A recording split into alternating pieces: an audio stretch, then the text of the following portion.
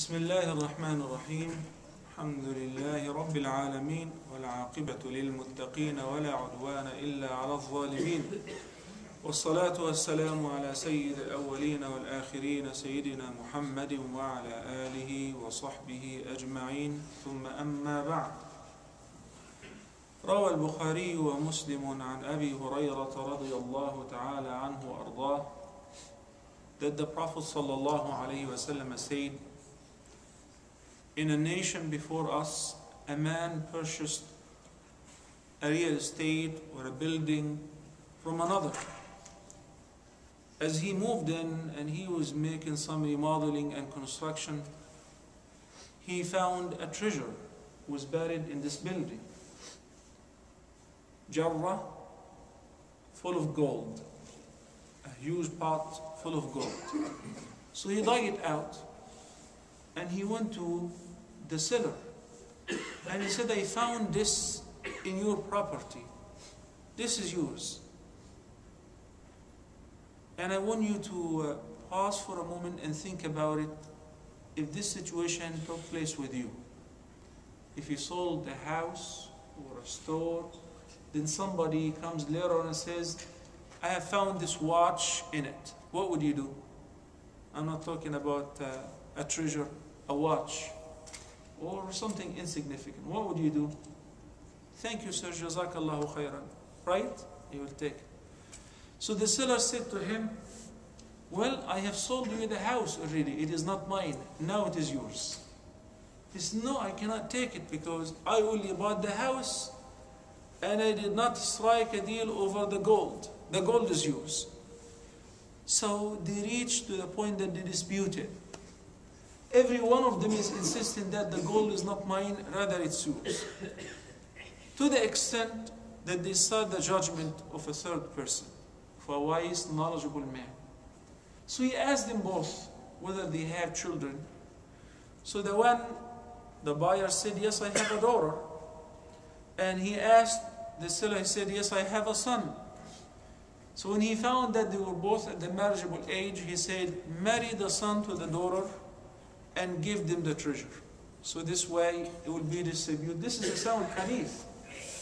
For our children who would like to hear or read novels or fictitious stories and Harry Potter and all of that, the Sunnah is full of beautiful stories and would be enough to read and study Bab al-Riqaq fi Sahih al-Imam al-Bukhari, and you can spend the rest of your life studying this chapter. Al-Riqaq means al-Raqa'iq, or the softeners of the heart.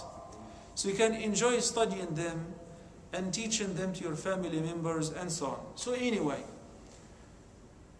and Nabi sallallahu alaihi wasallam mentioned this story to remind us that we should not really be competing over worldly matters.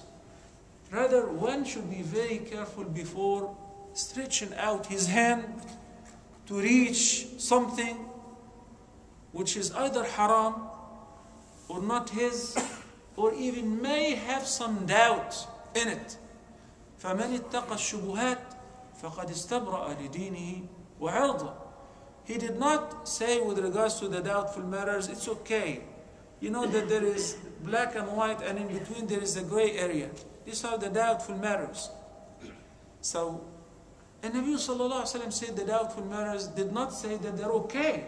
Rather, he said you should try to avoid them because this is healthier and better with regards to your religion and your honor.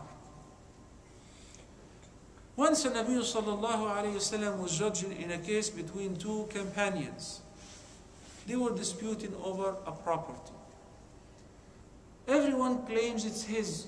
The companions were human beings too. Sometimes they fought, even in the life of the Prophet ﷺ.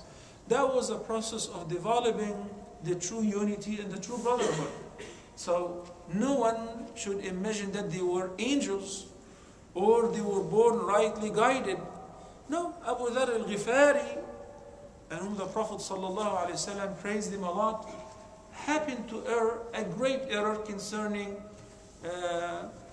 Bilal ibn Rabah.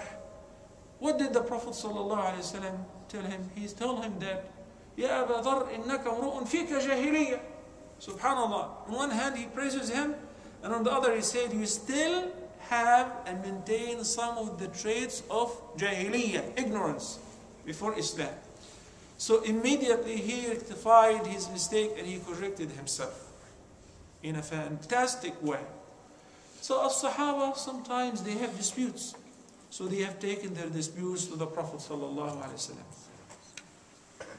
Before Nabi sallallahu alaihi wasallam judged between these two companions over the dispute, he said, إِنَّمَا أَنَا بَشَرٌ إِنَّمَا أَنَا بَشَرٌ I'm just a human being.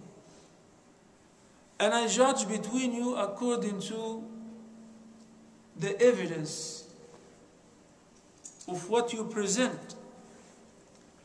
It may be that one of the two opponents is more eloquent, more outspoken. He presents his case in a better way, but falsely, not with the truth. So I would eventually judge for him. It's like what we have here. It depends on what kind of lawyer we have, right? If he can prove the truth, if he's outspoken, if he has conviction, it really has nothing to do with the reality.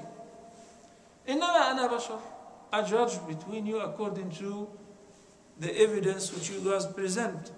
So if one of you is more outspoken than the other, and I judge for him, and I give him something which is not his, then I'm only giving him a piece of fire.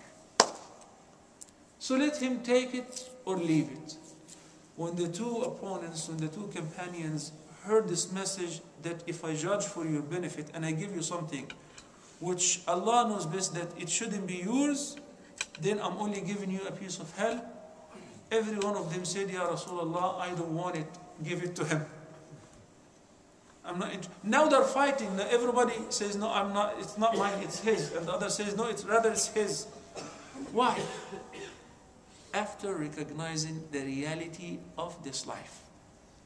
The reality of this life is presented in many, many incidents, in many ahadith, in many verses. في Surah Al-Hadid, Allah subhanahu wa ta'ala says, اعلموا أنما الحياة الدنيا لعب ولهو وزينة وتفاخر بينكم وتكاثر في الأموال والأولاد كمثل غيث أعجب الكفار نباته ثم يهيج فتراه مصفرا ثم يكون حطاما وفي الآخرة عذاب شديد ومغفرة من الله ورضوان وما الحياة الدنيا إلا متاع الغرور. What is this life all about? It's all about joy, delight, competition, but very temporary. For how long? It is similar to the crops. Driving by, especially in Texas, one time you see the field is all green.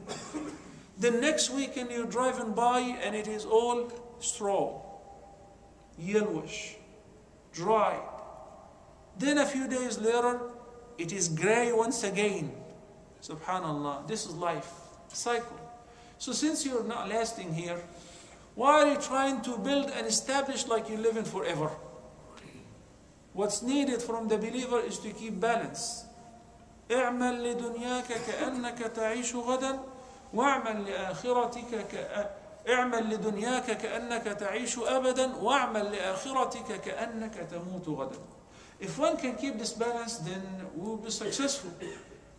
To keep balance between the requirement of the dunya and the requirements of the hereafter and preparing for your appointment with Allah subhanahu wa ta'ala.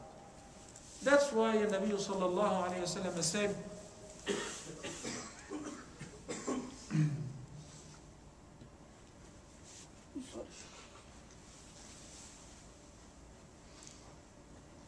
إن الدنيا حلوة خضرة وإن الله مستخلفكم فيها فناظر كيف تعملون. The life of this world is beautiful and green. It's very tempting. And Allah مستخلفكم فيها, meaning